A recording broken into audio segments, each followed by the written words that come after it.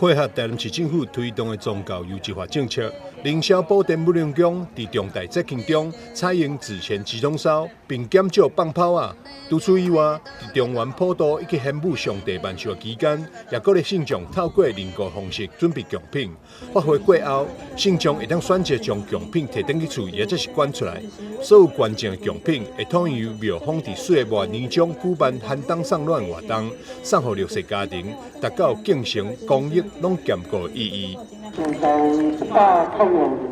年0206感总父亲菩萨佛佛结下这种善缘，几乎每一人，咱的总父亲菩萨佛佛，拢为着咱大台南市，为着咱台湾，为着咱大中华民国，咱讲的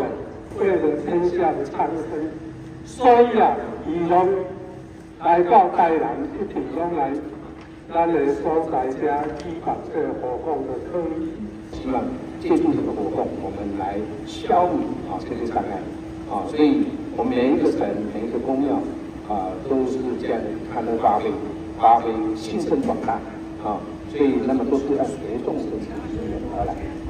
大湾凌霄宝殿武陵宫甲中华国际甲党吧佛教总会的结缘，是伫咧2016年0206大地震，当时双方共同举办火供法会，超度罹难者。自此以来，双方持续合作举办寒冬送暖消灾祈福火供法会。8年来，面对新冠疫情、天狗的疫情等挑战，持续为灾难祈福，祈愿台湾甲世界各地灾厄消除，为众生祈求平安无忧，社会更加温暖和谐。记者张秀仪采访报道。